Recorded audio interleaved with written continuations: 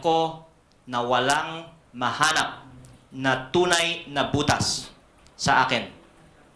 Wala akong itinatago at hindi ako kayang gawan ng credible na kaso.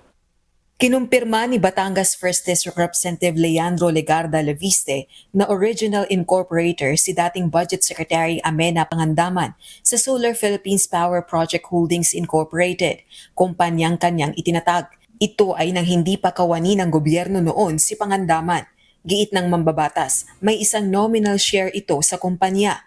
Dati umanong private consultant ng kanyang inang si Senadora Loren Legarda ang former Budget Secretary. Anya, hindi dapat gawa ng mali siya ang ugnayan nito kay Pangandaman.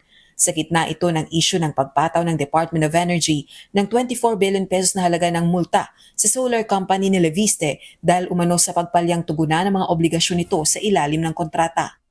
May one nominal share. Siya po ay dating consultant ng aking ina. And in that time, ang nag-incorporate ng aking kumpanya ay ang ACRA law ng dating Senator Edgardo Angara. Kaya para makipag-ugnayan sa ACRA law, ang aking kinausap ay yung consultant ng aking ina mula sa opisina dati ni Senator Angara. Kaya yung nag-coordinate sa ACRA, siya din po ang naging incorporator. Gayunman, handa si Leviste na maimbestigahan ng House Legislative Franchises ang kanyang solar energy company. Pero may apela ito sa mga kapwa kongresista. Mag-i-enjoy ako dyan dahil mananawagan ako na isapubliko ang mga SALN ng lahat ng mga kongresista sabay-sabay at tignan natin ano ang mga shares nila sa mga kumpanya na may mga anumang mga kontrata sa gobyerno, ang mga prangkisa at iba pang mga dealings na may kaugnayan sa mga komite kung saan sila nakaupo dahil ito po ay importante ngang tignan ng taong bayan. May babala rin ito sa mga magpupumilit na gawan siya ng kaso.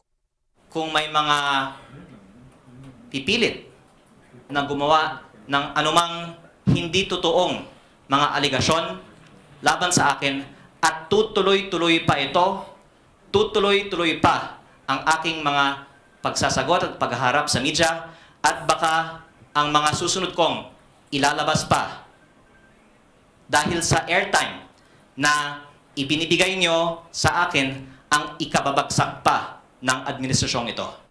Samantala, inihayag naman ng kongresista na nagbayad siya ng 70 million pesos na multa para sa terminated contracts ng mga kumpanya niya sa DOE.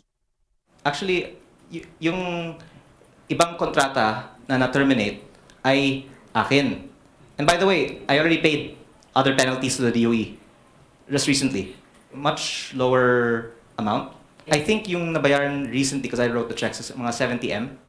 Pero hindi naman niya babayaran ng 24 billion pesos na multang pataw ng DOE dahil wala umano siyang natanggap na sulat kaugnay nito at hindi ito para sa kumpanyang pagmamay-ari niya.